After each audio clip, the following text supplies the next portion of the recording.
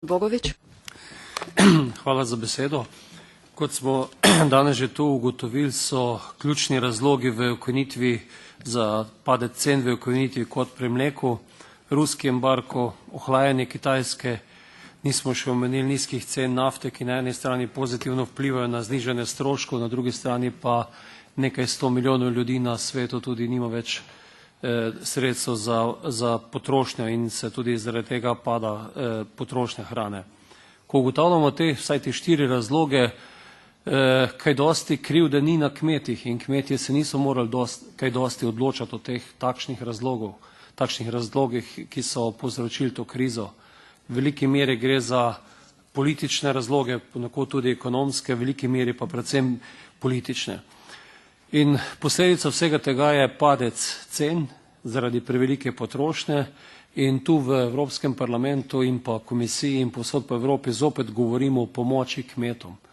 Smo reči, da je pri kmetih, sam izhajam in se tudi iz kmetije tudi ukvarjam se še sam s sadjarstvom, proizvodnjo jabolk.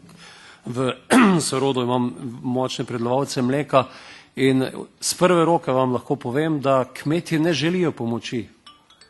Želijo pa preživeti in ustvarjati denar.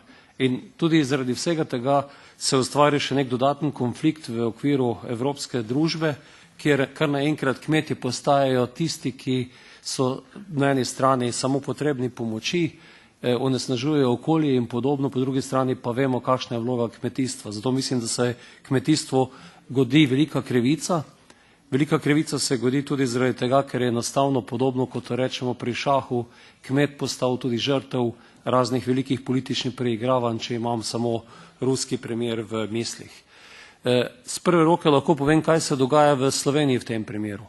V Sloveniji je največja mlekarna bila nekaj let nazaj kupljena strani francoskega Lactalisa in kmetje so z 1. aprilom, ko se je včasih začelo kvotno leto, dobili enostavno pogodbe zadruge, kjer morajo omejiti proizvodno mleka, hkrati pa tudi podpisati proizvodu, da če se v pol leta ta omejitev ne zgodi, sledi kazen 15 centov po litru mleka. Vemo pa vsi, kakšna je ta cena mleka in kaj bi pomenilo, če bi še kdo moral plačevati kazen 15 centov. Zakaj omenjam primer iz Slovenije? Bojim se, da se bo v tem kriznem obdobju zgodilo še to, da se bodo države, ki imajo predelovalne obrate, ki imajo tudi močne trgovinske verige, ki so po dolgem in počez preplavljali evropski trg, enostavno vztrajale dlje časa, marsikatero kmetijstvo manjše, slabše organizirano, predvsem v državah, ki smo nazadnje vstopili v Evropsko unijo, pa se lahko znajdemo v veliki krizi, da bo kmetijstvo propalo in bomo na koncu lahko še imeli samo neobdelano kmetijsko površino, na drugi strani pa v trgovini kupovali pridelke in izdelke, ki prihajajo iz kmetijsko močnejših držav. To sem trdno prepričan, da je nujno, da se ta omejitev proizvodnje na evropskem nivoju zgodi, kajti v nasprotnem primeru se lahko kmetijstvo zgodi velik problem. Ko govorimo o pomoči kmetijstvu, podrobno poznam slovenski program, ki je razdelil to, kar je Evropska komisija razdelila, teh 500 milijonov evrov v lanskem letu. Naj številkam opremim. Kmet v Sloveniji bi dobil po kravi 37 evrov na leto. Ob zdajšnjih cenah tam 26 centov, to pomeni 150 litrov mleka dobi povrnenega. Cena mleka je padla za četrtino do 1/3 skoraj že, se pravi, da je kmet zgubil pa od 2000 ali pa 1500 do 2500 litrov vrednosti mleka, glede na to, da so cene za 1/3 ali pa 1/4 nižje.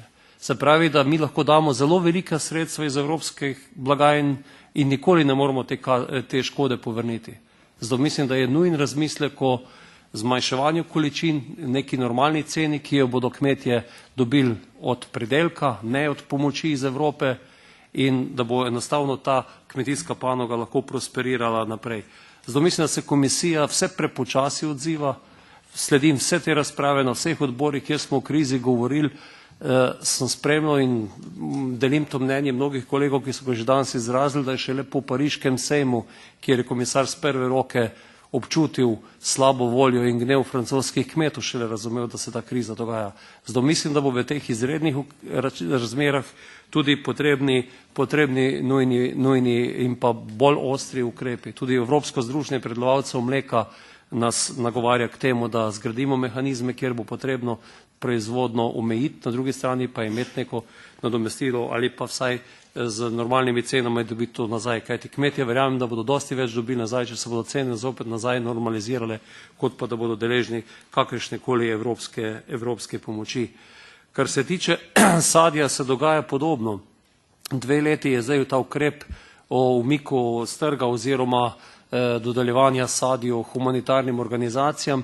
In kaj se dogaja? Lanskem letu, ko je ukrep veljal celo sezono, prvo leto je šele kriza nastopila avgusta in je v kmetijstvo prišlo z zamikom, v lanskem letu je prišlo do tako velikih količin, da so te količine, ki so prišle na trg, vsaj govorim za primer Slovenije, Poljske poznam, bistveno znižale potem tudi ceno na trgu. In zopet dobijo kmetje nizke cene za ta produkt, zato ker je enostavno tržišče porušeno.